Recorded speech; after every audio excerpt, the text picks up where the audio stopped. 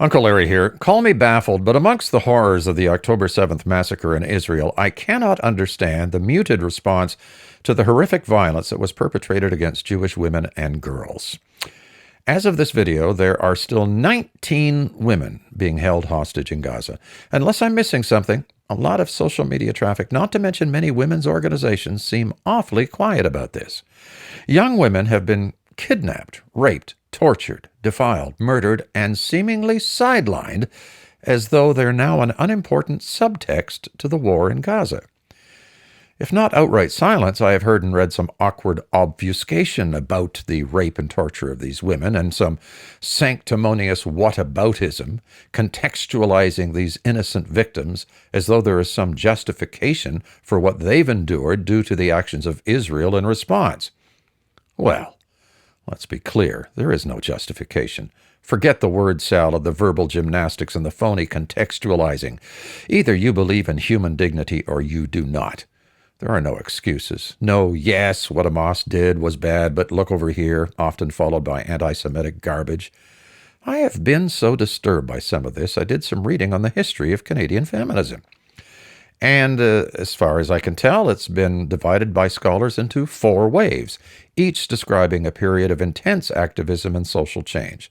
Now, I'm going to be missing a ton here, but let's go through wave by wave. The first wave of feminism in Canada occurred in the late 19th and early 20th centuries, where the focus was on increasing women's roles in public life, increased property rights, increased access to education, and the recognition of women as persons under the law.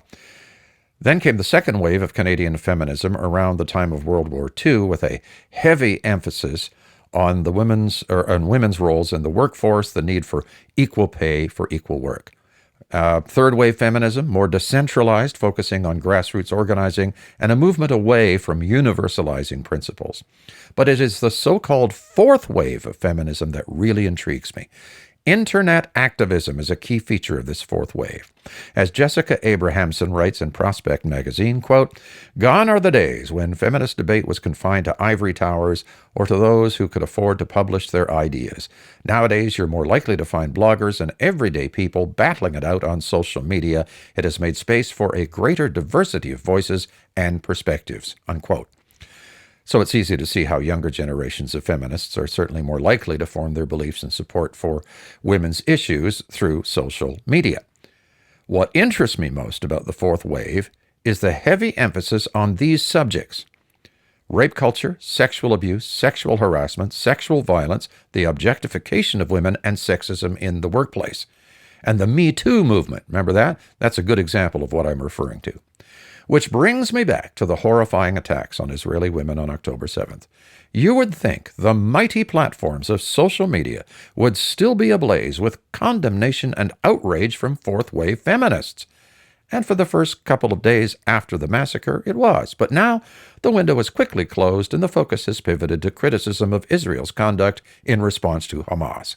Now, sure, there might be things to criticize, but does that excuse ignoring the catalyst of these events? Even worse, you now have conspiracy theorists on social media saying the massacre was staged and that the Israeli Defense Forces, IDF, actually perpetrated these horrors upon their own people. Sheer, utter lunacy. Look, the October 7th music festival these women attended near the border with Gaza was a celebration of friends, love, and peace. And it ended in a massacre, the highest number of Jews murdered in a single day since the Holocaust. As casualties mount in this conflict, I hope these victims of October 7th and its barbarity are not erased from the timeline. Perhaps it's because the algorithms on my own social media feeds don't feed me the right information, but I don't hear much about them anymore. Where are you fourth-wave feminists? None of this would be happening were it not for that fateful day. And Israeli women, to my mind, deserve better.